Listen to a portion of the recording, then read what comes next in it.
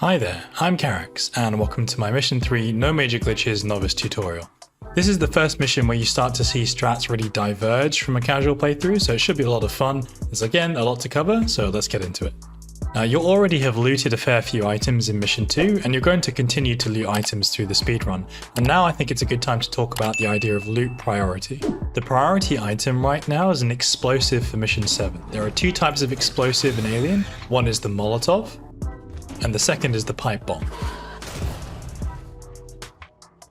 The two components that these items require are very similar but slightly different. You'll see both require two sensors, so we can ignore those, but a pipe bomb requires two blasting caps, whereas a Molotov only requires one, and a Molotov requires two ethanol, whereas a pipe bomb only requires one. Also, Molotovs bind with compound B, and pipe bombs bind with injectors. Now don't worry if you're sitting there thinking, oh my god, what is all this gibberish? Do I have to really remember all this? I promise you it'll click after a couple of runs, but you'll be in a good position if you do try and start memorizing these components now. Take this situation for example, taken from a very good M3 start.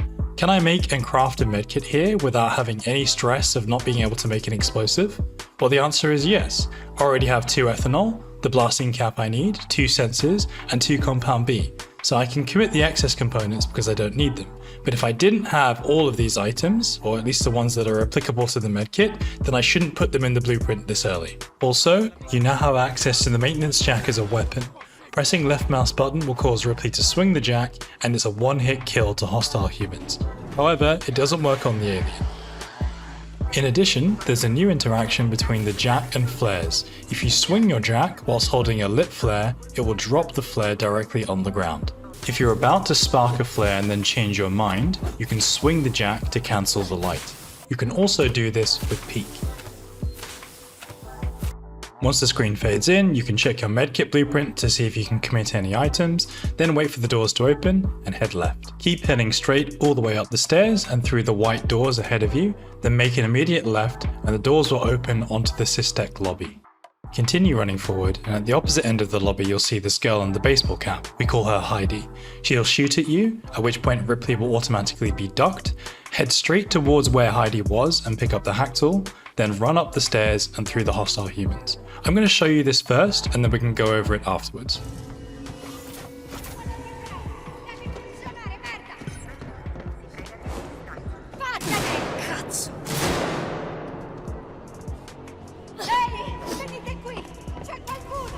Un sintonizzatore per l'accesso. Voleva forzare il sistema di sicurezza dell'ascensore. I circuiti sono distrutti, no problem. Devo solo trovare una nuova cellula dati. Forse avete visto anche voi una luce? Qualcosa si sta muovendo lì fuori, attenzione! So quite a lot going on there in the span of a few seconds. First thing to note is that Heidi can actually hit you with those two scripted shots, although it's rare. If you want to eliminate the possibility of this happening, what you can just do is manually crouch before the bullets start flying, like I'm doing in this low percent nightmare run. Now to practice running through the humans, they don't actually spawn into the game till Ripley runs and picks up the hack tool where Heidi was shooting at us, so what I recommend you do is run into the lobby, set off Heidi so she shoots at you twice, then run back and take that save that we saw on the right hand side as we ran out of the tram. Now this strat might seem scary up front, but I promise you it's super stable. You can see from my HP I even took wire damage in Mission 2 and I'm still going for this strat. Typically you'll get shot once, at worst case twice when you do this properly. The most important thing is to shine the flashlight before you round the corner. What the flashlight does is it freezes the humans in place so they don't come round as a pack and then start shooting at you. Make sure your flashlight is off as you run through the humans though, otherwise they'll actually be able to lock on to you faster and start shooting. Hitting this door is another speedrunner trick. In a casual playthrough you'll see people running up these stairs, which we have to come back up for the exit, and there'll be a green hack that they'll have to do before they can get through the door. Well, by cycling this door you basically manipulate its state so that it's lying open for you for the exit. Okay, so continuing on, make your way down 3 flights of stairs, then head to the left. Steve is actually ahead of you, you'll hear him snarl and then upvent. No, non ci vengo laggiù. Now there's a very sneaky death here that you often see with new runners, particularly when their lines aren't good. If you imagine a line spreading from the bottom of the staircase that you just ran down, all the way to this new staircase that you're about to run up. Imagine that the room is split left versus right. If you stay on the right hand side of the line or on the line, you're completely fine. But sometimes people kind of stray to the left and Steve sees them before he's scripted to upend. What happens is he actually drops while you're picking up the revolver and kills you. That was so not nice that the door did not open.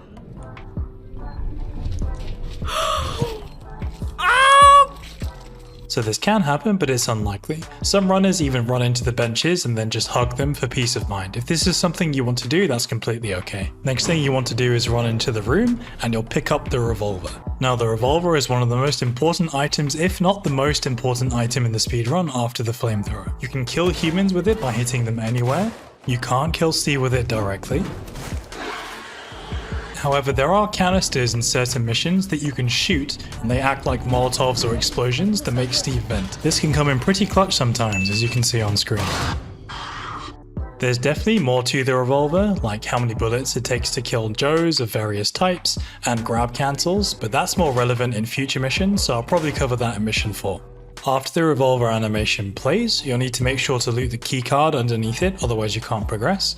Then run into the room directly opposite the revolver and put the keycard in the door. By the way, the game throws you a kind of red herring here with Steve moving around very actively in the vent. He's actually confined to the ceiling until you reach that main lobby where Heidi shot at us for the first time. Once the door opens, head down the stairs and straight across, and you'll see here just on the edge of the screen there's actually a blueprint, the smoke bomb blueprint. Now, although in Nightmare the smoke helps us navigate some pretty tricky spots, in Novice we don't really have the same problems, so this is kind of the one blueprint we tend to leave behind. If you really want to grab it, don't let me stop you, but there's not much use for it in the Novice speedrun, to be quite honest. Now there's 3 loot spots in this room, in the form of 2 boxes and 1 free spot. You're actually going to be running back the way you came after you go into this Nostromo flight recorder bit, so I tend to loot everything on the left on the way in, and if I'm going to loot stuff on the right, I loot it on the way out, but do whatever works for you. Something happens to me here that's going to happen to you countless times in your speedrun. Listen to the audio here. There's 2 components to that sound. The first was the sound of me looting successfully something inside the box, and it's kind of this crisp rustling noise. Just after this sound, you can actually hear the box close.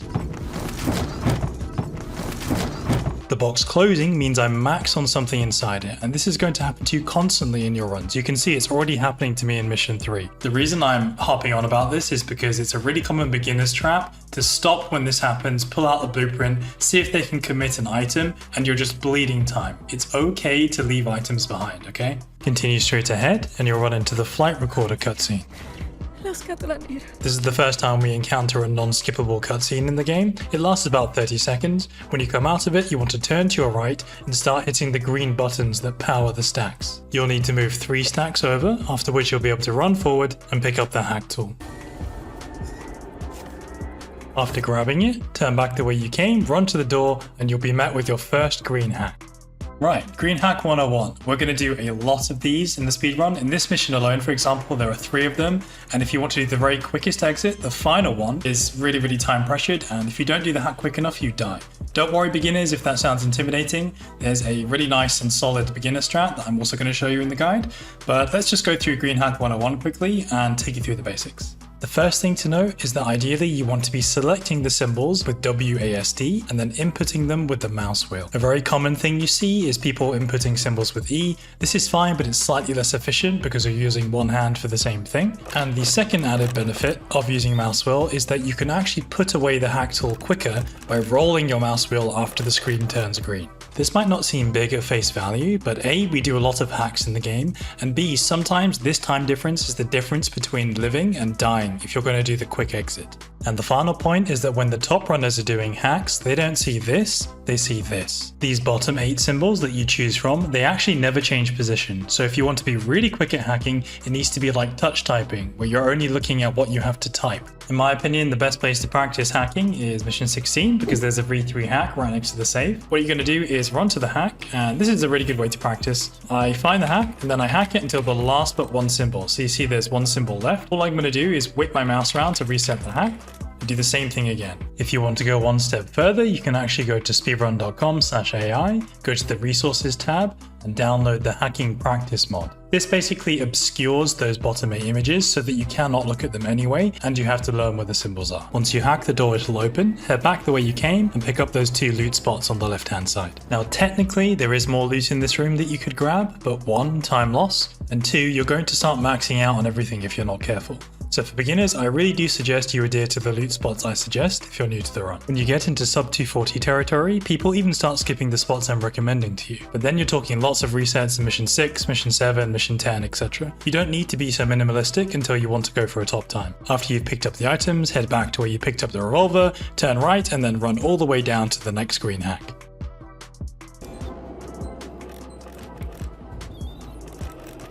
After the door goes up, turn left, and then you want to run to the keyboard prompt directly in front of you. Just like in the other room, there are additional loot spots here, but I don't suggest that you bother with these, it's just time loss. Press E and you'll trigger the second non-skippable cutscene of the game, in which Steve makes his grand entrance. This lasts about 45 seconds, after which you'll get control back, and you'll want to head out back through the door you just came in through.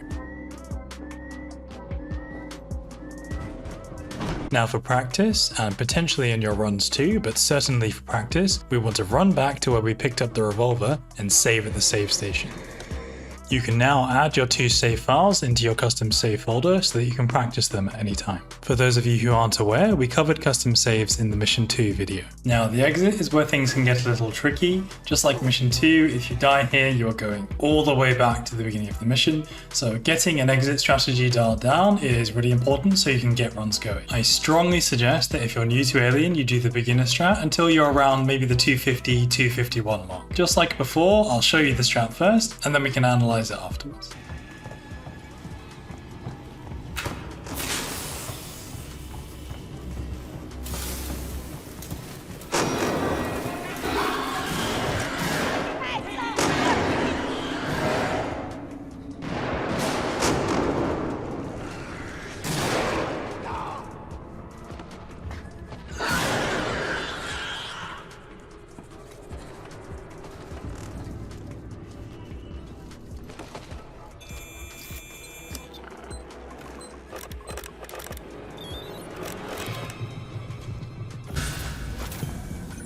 It doesn't matter when you light the flare, just have it lit by the time you reach the top floor. You want to aim the flare in line with kind of this ceiling beam here, and make sure that it goes high. You want it to land in the main room as Steve is killing all the humans. Once you've thrown the flare, you want to run to this right angle spot where the banister changes direction, and then full crouch all the way along the railing until you reach the top of the stairs. It's a little hard to see here, but Heidi's actually stood right next to Steve. However, this isn't always the case. She can go running into different places, he can take variable amounts of time to kill the humans, so crouching all the way is a consistency thing so that you don't have to learn all the patterns like the fast exit requires you to do. Once you reach the top of the stairs, you can crouch hop, complete the green hack, and then you can run to hit the elevator prompt to finish the mission. What's really nice and beginner friendly about this strat is that it's exactly the same every single time. You see on screen here I'm getting the very worst RNG where Steve takes ages to kill Heidi and he's super close to the stairs. You still play it exactly the same way. There's no different patterns you have to learn, no different execution. Just crouch up when you get to the stairs and you'll be fine every single time. Versus a no save fast exit, this strat loses about 10 to 12 seconds, but it's actually quicker than a fast exit with a safety save. So it's a really good compromise between safety and speed in my opinion.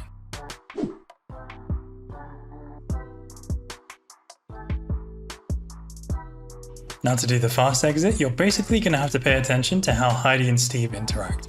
95% of the time, it's hard to give an exact percentage on these things, but 95% of the time, Heidi does one of 2 things. So we run up the stairs, same as before, and we're basically playing spot the Heidi here. She should be pretty easy to see, she's wearing the baseball cap.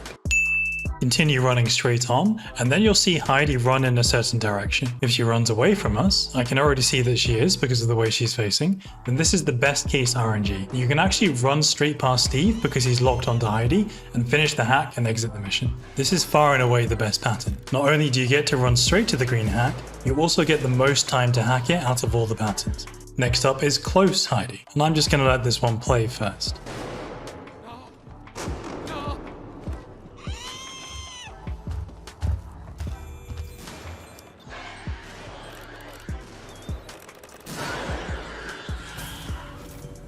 You'll see that Heidi still runs away from Steve in this pattern, but she does it on the side closer to us, which changes things a bit. When she runs this way, Steve takes a few extra seconds to lock onto her, and that means we have to run to this section here to break line of sight. Now I really recommend that you play it slower than the clip I just showed you. What I just did was the absolute limit of how hard you can push this. Instead, what I recommend you do is wait till Steve takes one step, at least one step, if not two, over this line, and then make the tightest turn into the elevator that you can. This pattern is obviously slightly more time pressured than the far Heidi pattern because we have less time to hack the elevator. Now there is one nice speedrunner safety net here. You'll hear Steve scream. He's killing the final human right now. You'll hear him scream as he starts to run towards me. Then I'll enter the threshold of the elevator and you'll hear his scream get cut off midway through.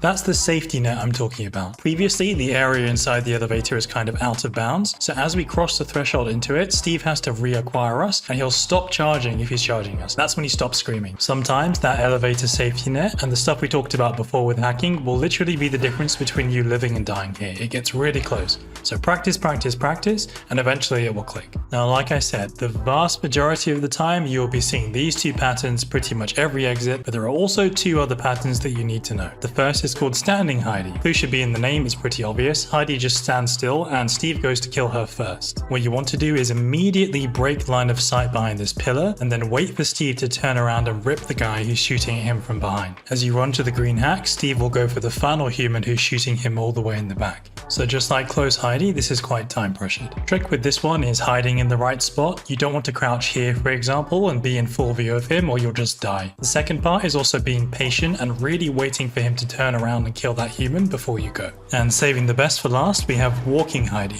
Now this is incredibly rare on Novice, but it's also the most annoying pattern. So you should have it in your back pocket just in case. You see Heidi doing this slow walk away from Steve as her friend gets killed. In this pattern, you cannot run into the hack area. You will just die. Steve won't target the final human. So instead, you leave a noise trail upstairs by smacking the right hand side of the staircase, and then you're going to crouch hop all the way around the back, down the stairs, keep crouch hopping until you get all the way to the hack, and then you can exit the mission. Here it is one more time without commentary.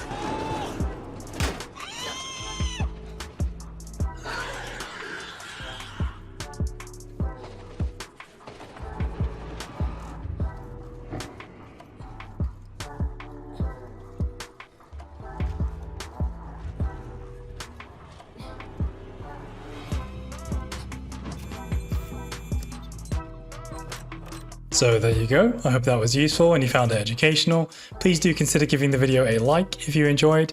My Twitch link will also be in the description if you want to check that out, and I will see you in the next video.